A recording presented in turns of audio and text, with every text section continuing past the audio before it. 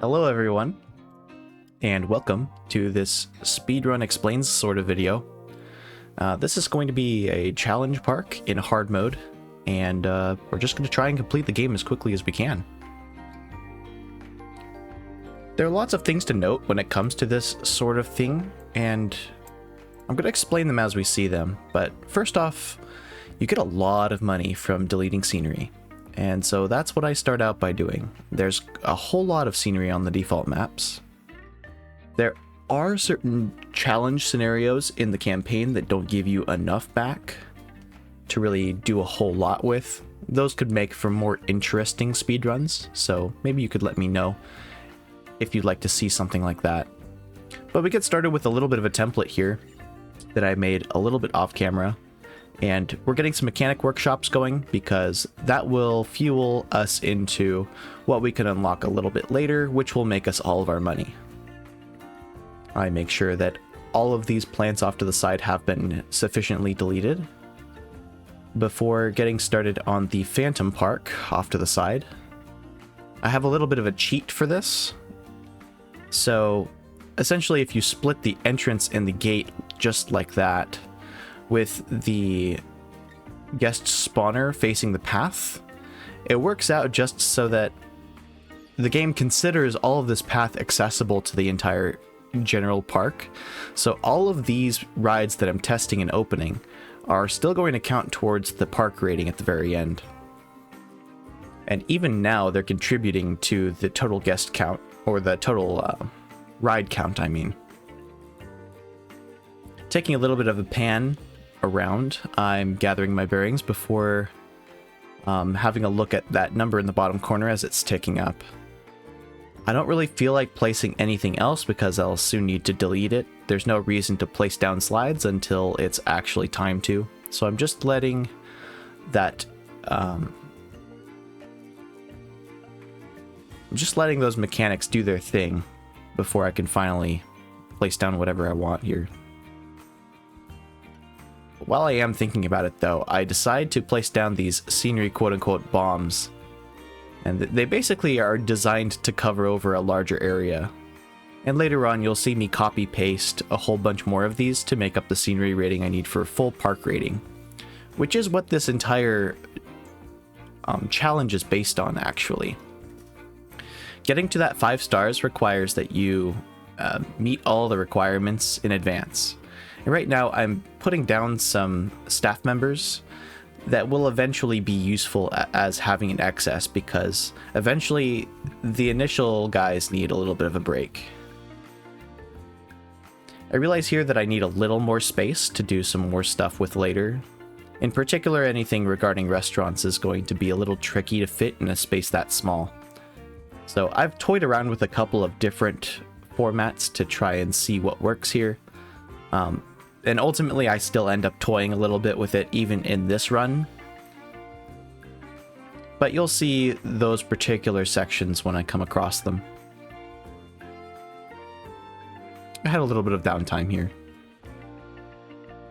You'll notice, even in an empty park, 30 guests are still walking around, even though they're doing nothing.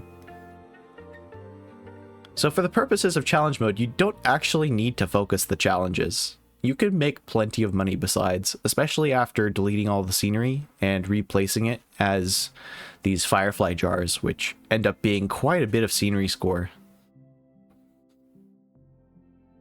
They only cost $3.50 to place down as well, making it incredibly lucrative to place tons of them. Yeah, that ends up being my entire scenery strategy.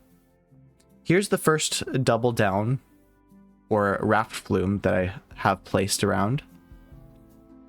This ride is able to get to 1,000 prestige despite being so short.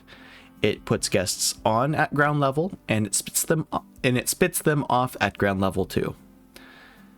And with the services counter right in front as well, any guests that want to get on the ride will be able to very quickly. For some reason, the game requires guests have a pool pass before they can change their clothes and get on the ride. I still am not sure why. There's no pool here. Guests are just getting on and off quickly. There's like I said, no real reason for them to need a pool pass, but the game code determines that there does need to be one, so... Again, because this is a mode that I'm not super worried about any like clipping or anything looking nice, you kind of just make do with what you have. So putting double down right next to itself like this will clip the lift hill inside of one of the other sides. It's fine. I don't need to make it look pretty.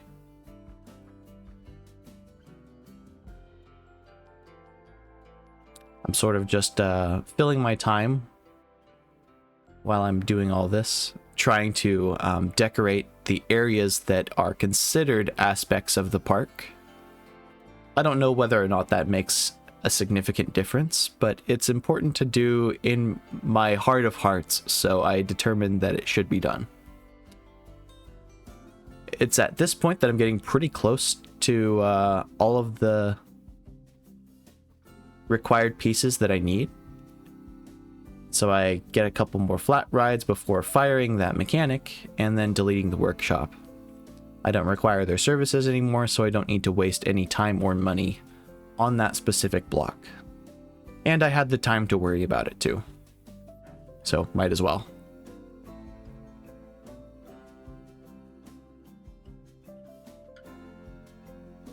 Next up here, I'm kind of waiting for enough money to place more copies of this raft flume.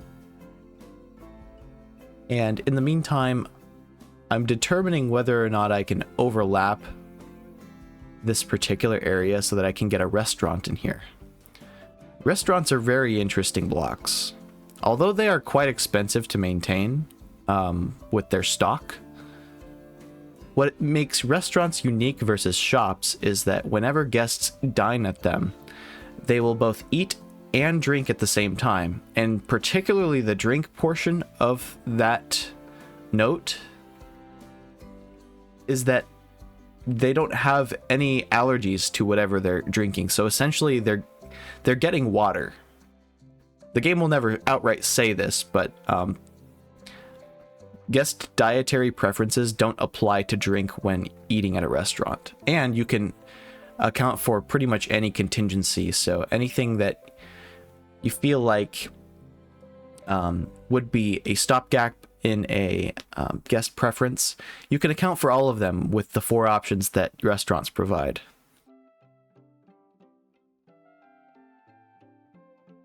I'm noticing that now guests are littering once I finally have some vending machines in here.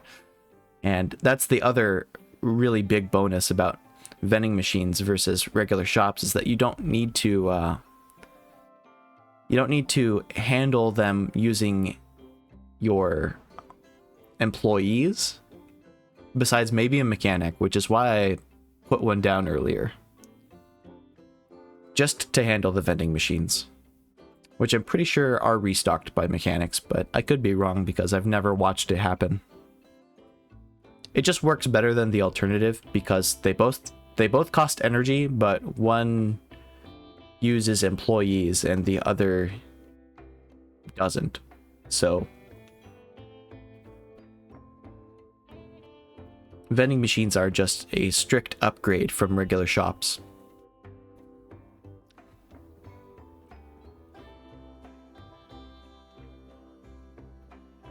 And now I have the 4 slides that I like to put per park module all finished and ready to go here. Usually what I like to do at this point is copy the blueprint over. But first, I'm going to talk about this for a second. Even with slides these short, they still count as 1 additional ride toward the 25 in the park rating tab. And so even though they test and they don't land anywhere in specific, you can still open them even though their prestige is super low as well.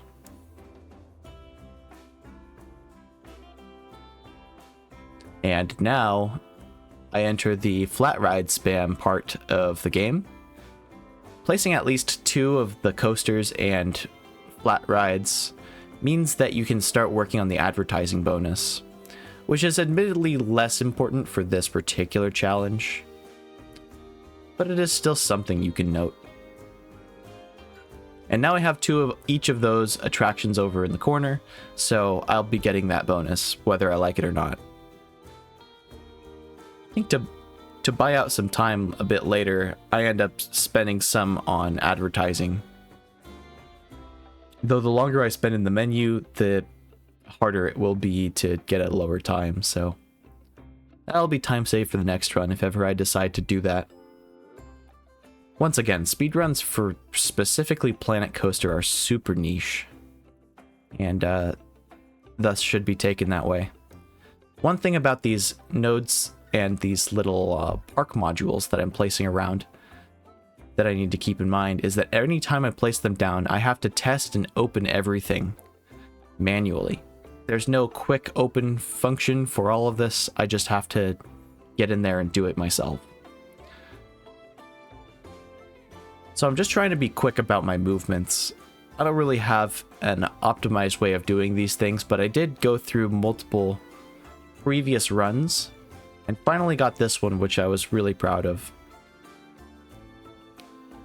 For the first little bit, I'll be placing down the raft flumes manually, but eventually I'll get an entire park module where I'll test and open everything all at once. The primary reason for this is that I don't have enough money to put down all of them at once. So once I get a steady enough income and I'm actually running out of time to do all the things that I want to, it's better to just have it all efficiently loaded like that. So here I'm placing the lowest priced rides to start with, because they're very simple. Even though they may not be the smallest footprint ever, I don't necessarily care about that.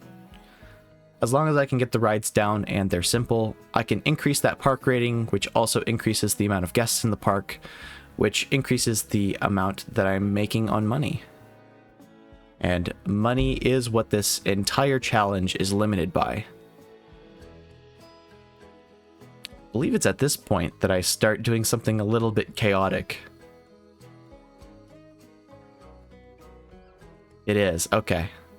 So here, instead of putting down a whole bunch of generators, which is required for all of these rides in the corner to function, I get a 16x6 or 4x4 park entrance gate setup, which essentially is a lineup where I can buy my energy outright without having to worry about installing any generators.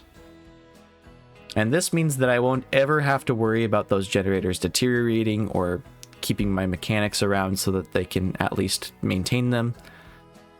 It's not very efficient, I will say that much, but I would rather not have to pay up front to buy generators, and so that is a very quick solution for me.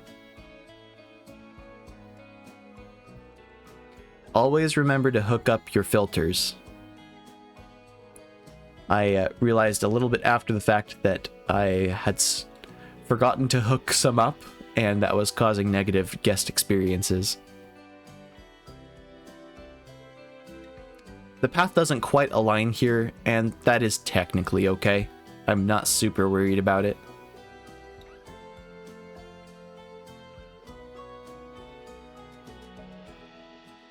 I'm pretty close to the next flume that I'm ready to place down. And it just goes in right here.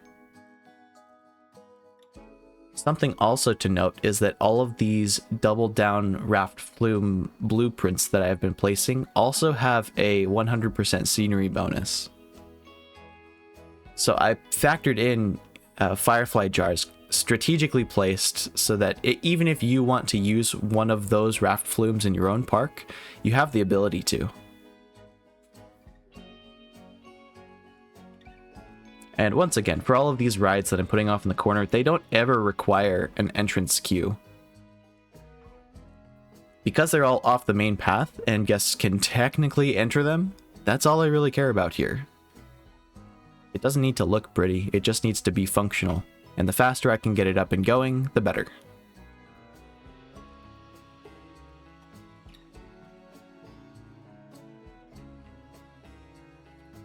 Without DLC, this may have been a little bit more of a challenge, given that I have the Montleone and the carousel here, as well as the Bumpin' Derby. A lot of the classical rides happen to be pretty low stakes and low price as well. So maybe there's a case to be made for future runs of this category being a little quicker, because these particular rides need a while to afford and put off to the side. Although there becomes a point when you're in the speedrun that you're no longer inhibited by money made, but by the guest experience time. And that takes time to adjust, which basically leaves you on triple fast forward for the whole game, essentially. So at some point, the speedrun's going to be very boring. Here I kind of just jerry-rig an entrance. Decide I don't need these restaurants off to the side, but I think I may change my mind about that in the future for this park too.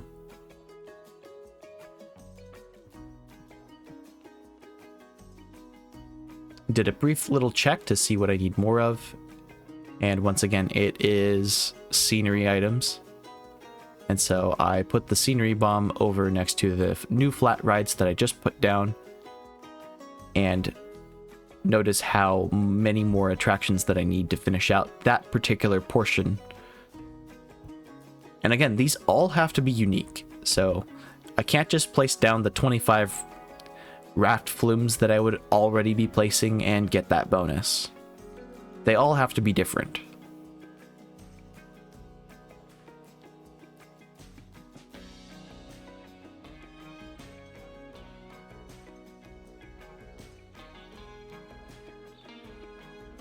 Some of the early research that I did for this particular project led into me deciding that maybe it's a good idea to get a little bit extra so that I can afford some more flat rides in the future if I need them.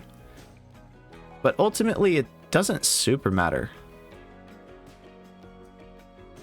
Because I started using all of the base flumes as well, because I would be researching them anyway, it means that I can get that number of 25 unique attractions down further than I previously could or thought.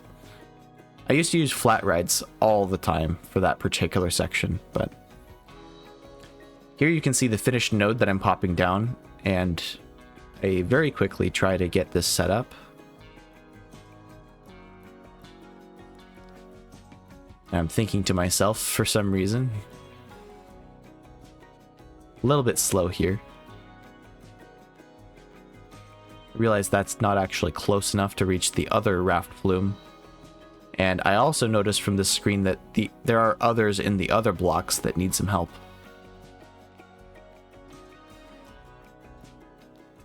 So what I actually do here is save this blueprint again.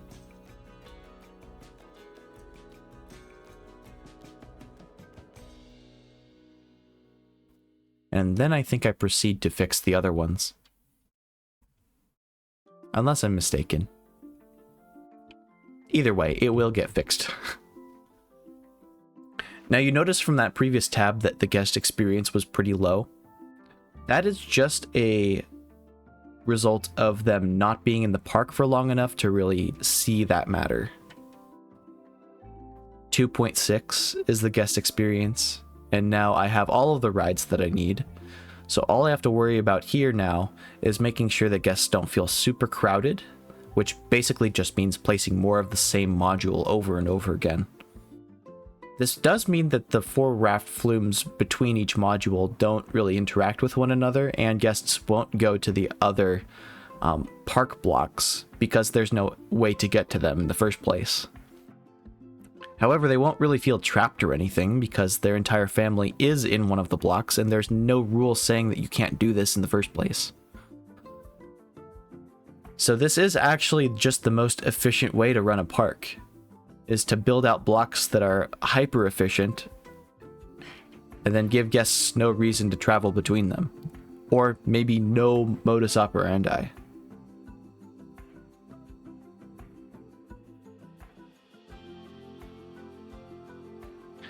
some of the utility pipes and particular hookups for electricity don't necessarily look right when you save them as blueprints. So you can ignore largely how it looks. As long as the connection is correct, that's all that matters.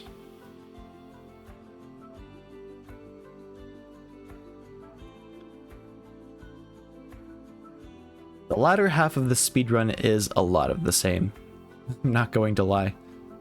Over here, I finally fixed the problem. I saw it earlier, but I decided against moving on with that, probably because I had something else in mind. And this also fixed all of the other pieces as well. I realized that I needed to hook up that water filter.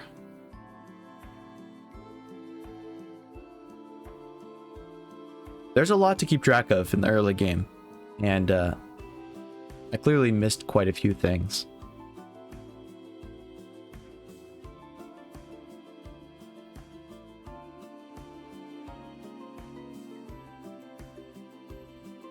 There's a reason for so many guest services counters.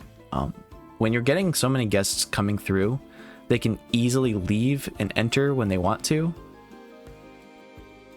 You'll get a lot of customers coming through, and you want to make sure that they spend the least amount of time walking around before getting on the ride and maybe back on the ride. And so doing so this way will be quite lucrative and very important. Even though technically only like 1 or 2 counters are ever required, this will fast track us considerably.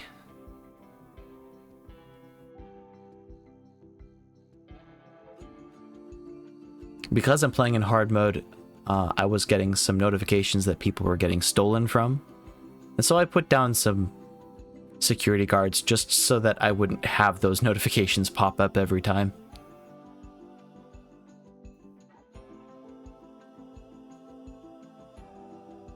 As part of these blocks, I also have security cameras too, though that's not necessarily required, and it's probably an inconsistency I can get rid of.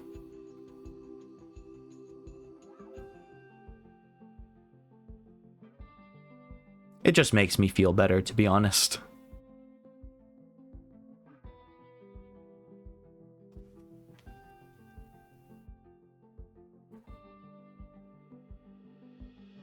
At this point, you're starting to notice the game is lagging quite a bit.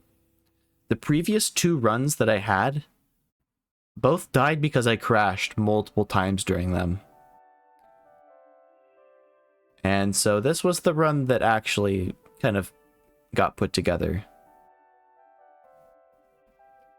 Made sure to remember to put everything where it needs to go this time.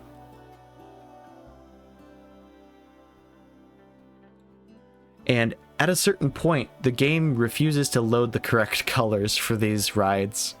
And so you end up with this ugly yellow ring around some of the raft flumes. I'm not sure why it happens. Maybe it's a memory overflow sort of thing.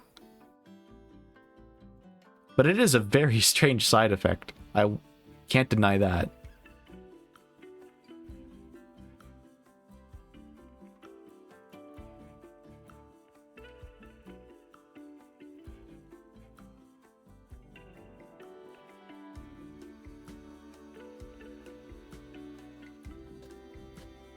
I appear to have lost a staff member over in this particular area, so I hired another one.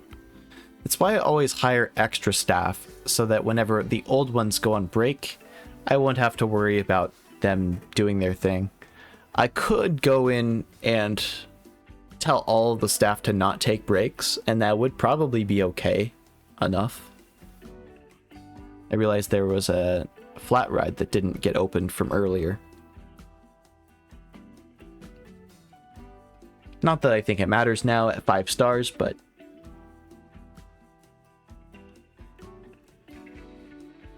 I think I was getting a notification that it has been tested and ready to open.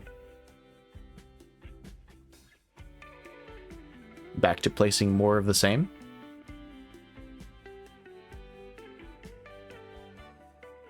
The game is now taking a while to load up even the blueprint. So having this many rafts going on in a park at once, along with almost 3,000 guests, means that there's quite a bit going on. If you've ever tried making a park where almost all of the rides counting toward the park rating at 5-star are coasters, you'll know what I'm talking about here. The rides tend to slow down your game a lot.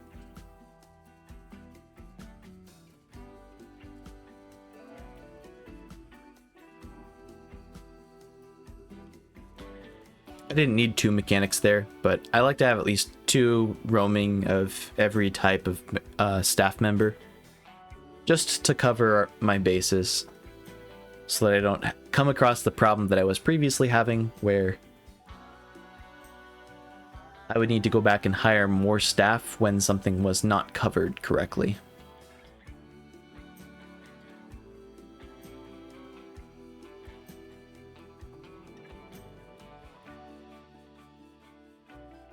It's at this point that I consider whether or not keeping prices at bargain is a good idea.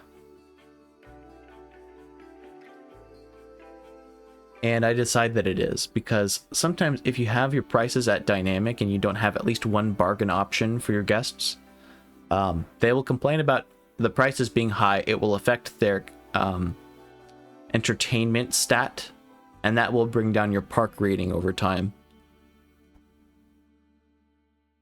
I've only ever experienced this. I've not seen it personally in action, but there are lots of guests that I see in my park. I can't exactly inspect each one of them and get a broader trend, but that is the lived experience, at least.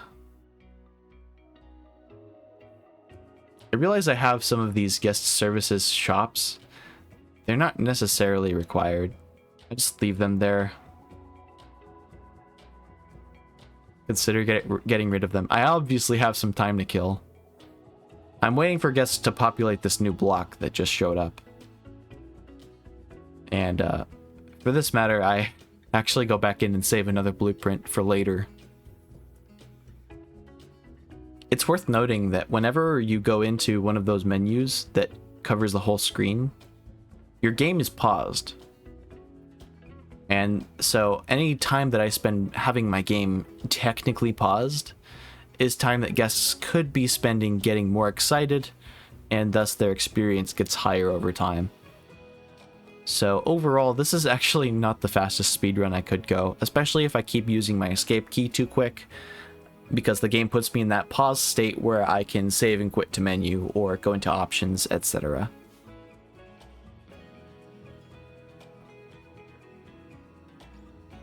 Opening more guest counters here.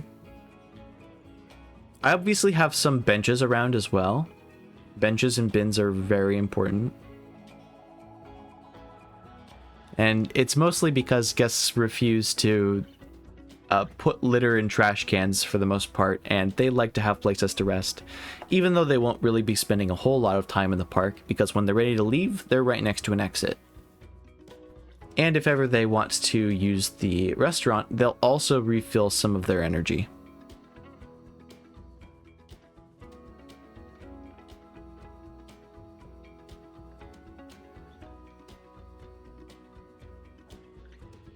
I was wondering at one point why this connection still showed a green electricity icon on it, so I just deleted it.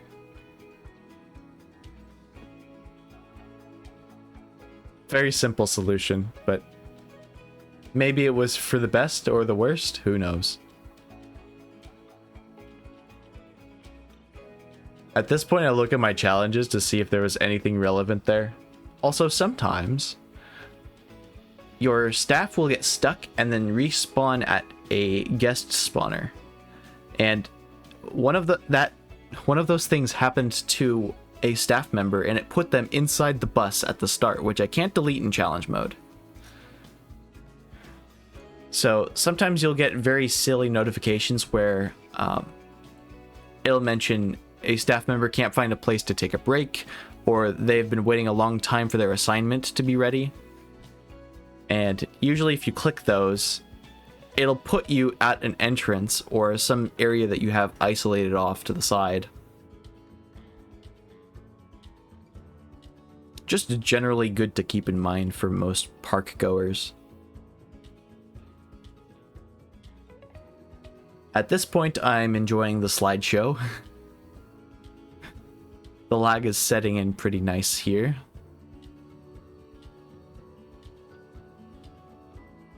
My computer is not necessarily a budget computer. It was at the time that I bought it. It was a $1,000 PC, but it's got a really respectable graphics card in it. I've made some upgrades to it. But even still, Planet Coaster hogs so much in terms of RAM that the more time you spend in the world doing stuff that like this that I have been doing, the more your PC is gonna talk back to you.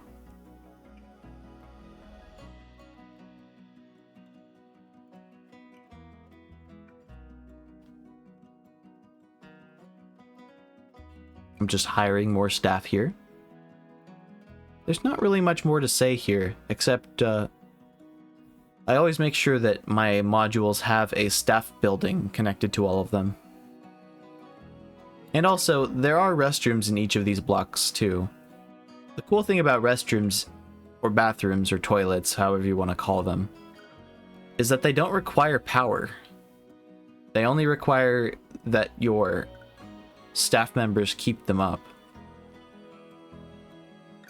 So toilets will always make money because they're charged 90 cents at default and people will pay that.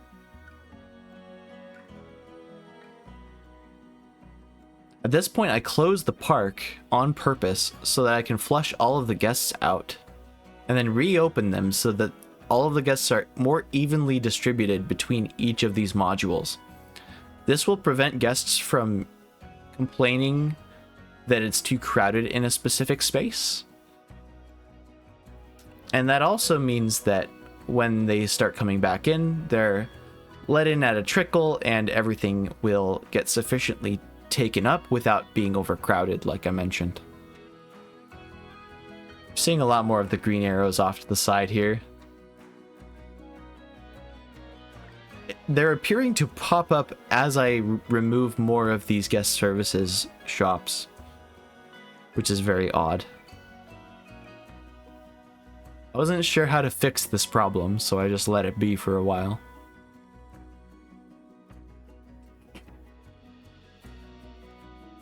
Another thing that crowding can do is get your guests so angry that they end up kicking and destroying your objects that you put alongside the paths. So if you really want to make your guests happy, it's best not to put benches and bins nearby because it will lower their entertainment or allow an area for more crime to take place.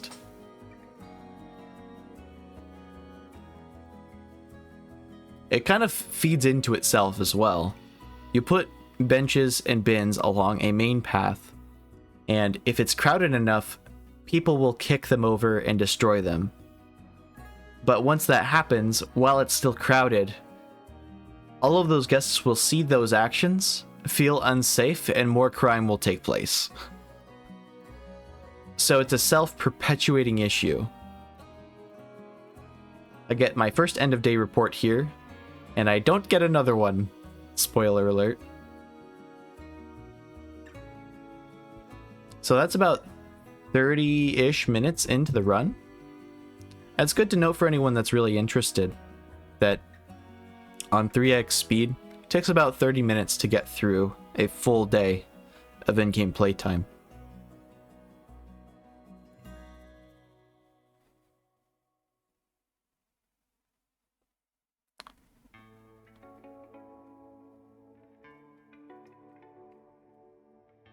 It looks chaotically beautiful from a sky view.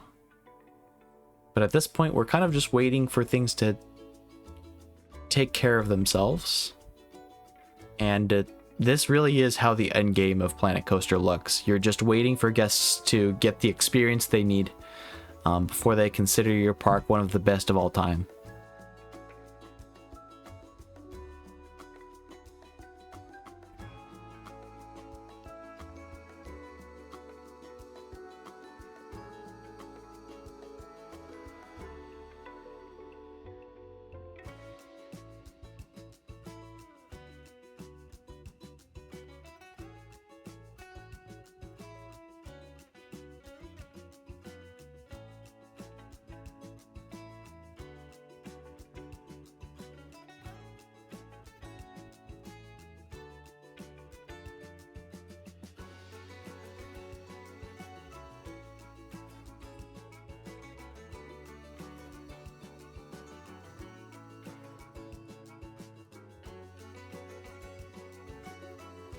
After the world that you're playing in gets sufficiently laggy enough, you can notice there's something of an after image on all of the moving elements of your park.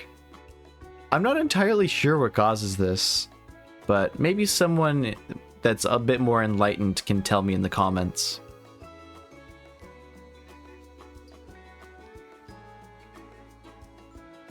It's almost like everything on the screen gets a little bit more blurry. And it's actually not unlike how I view lights in real life due to my cataracts.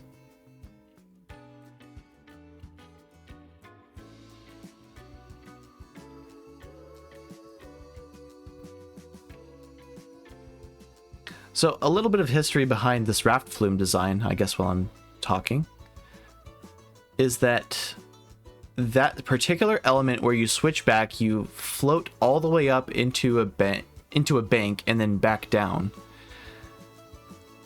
That particular element gives so much prestige. It is unreasonable.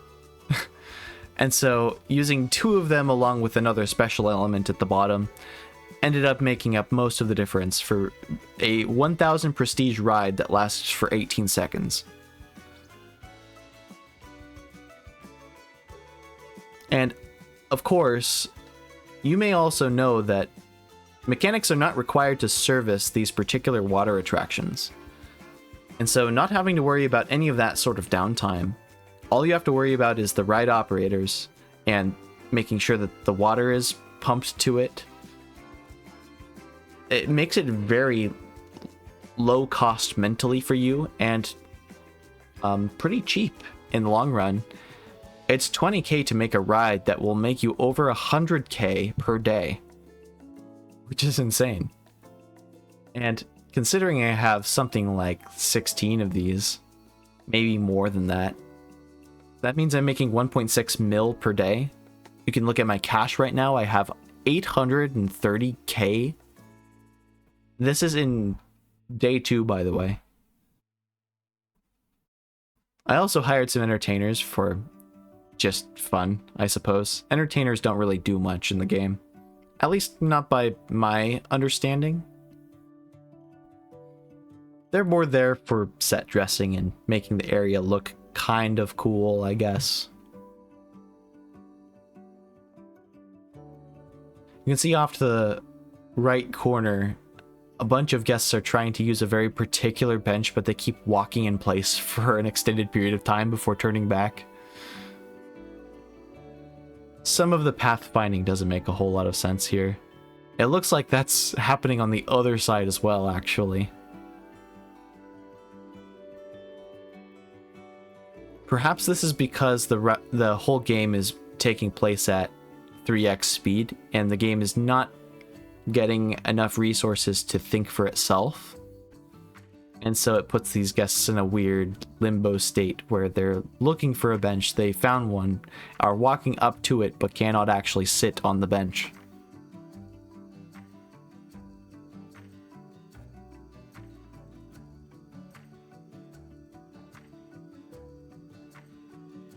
I'm not so worried about the kitchens not getting staffed at a time, but sometimes when I get the bodies slide or body flume staff member notifications, it's a little bit tricky to parse. And it looks like that was in the side park as well, the Phantom Park as I might call it. It was just unstaffed for maybe a couple moments.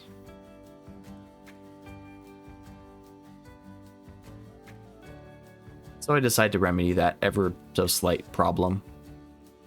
It won't actually matter a whole lot here, since I'm so close to the end. I'm at 4.9 stars.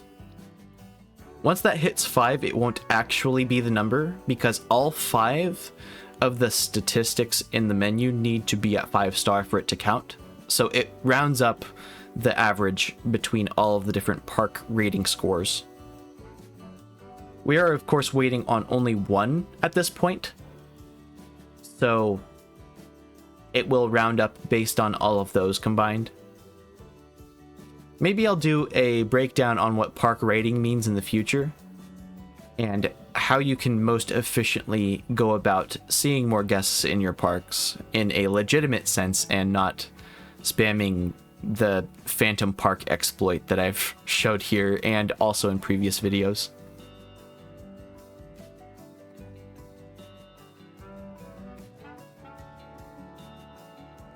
I'd like to amend what I said earlier about how many of these raft flumes that I have. It looks like I may have doubled that number, so something more like 32 rides making 100k per day will end up being over 3 million. That is kind of showing up in the numbers now. This is 3 in-game hours after day 2 has come across, and I've already got over 1 million and another 100,000 on top of that. Soon to be 200k. As more guests are coming into the park, they'll be using more stuff. There's the 5.0 number in the corner, and pretty soon it'll tick over to the game completion screen. So I'm ready to hit that tilde key that'll mark it. This is the very end of the run, and this is exactly what it looks like. There it is. Challenge mode completed. Maximum park rating reached. In 38 minutes and 29 seconds time spent. Although the counter that I have on Livesplit is a little different. And so that's what a challenge mode completion looks like. If you did enjoy this video, be sure to tell me in the comments, because I want to know what sort of content you would be interested in. I've got some things cooking up behind the scenes, and I'm putting a little bit more interest in YouTube over Twitch lately, although I'll still be doing live streams when I have the time to. But with all that said, have a good one. That's in order. Follow Wicked Soldier. Bye, YouTube.